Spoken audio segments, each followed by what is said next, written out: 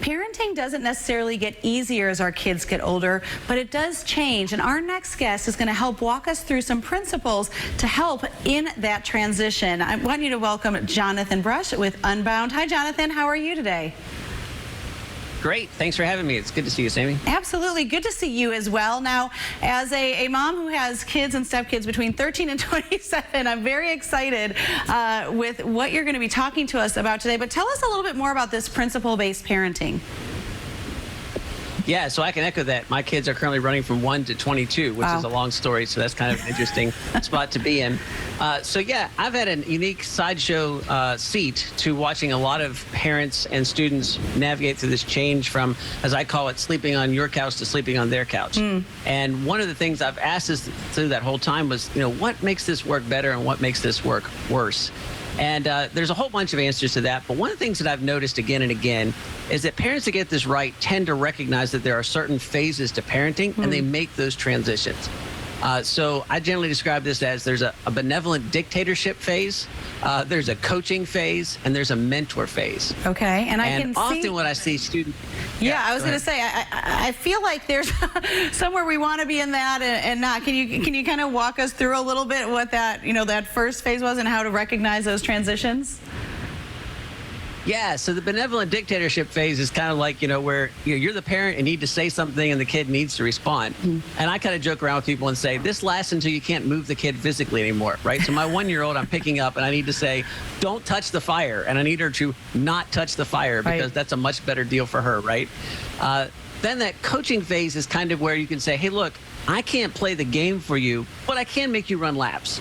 So I have some control here, but I understand that what I'm teaching you, you're going to have to execute on your own.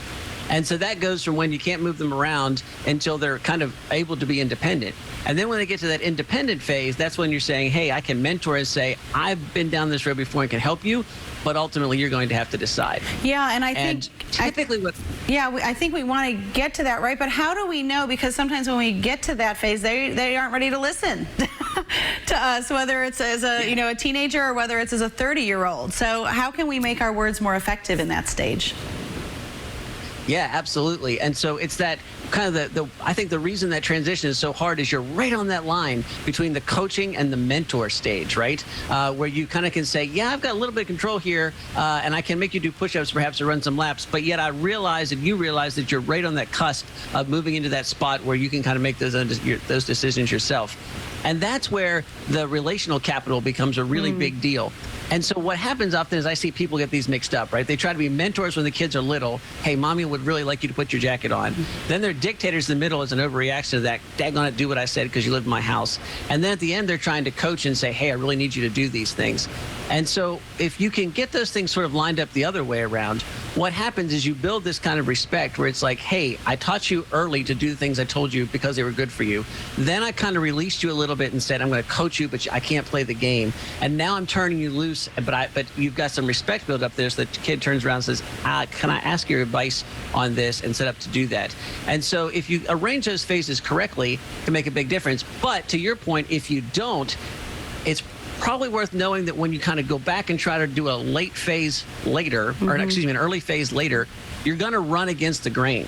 And sometimes it's really important to understand that running against the grain is going to cost you more splinters than conceding a few points and saying, yeah, I cannot play the game for this kid. I'm going to have to coach a little bit here. I'm going to have to mentor a little bit here. I'm going to have to release a little bit here.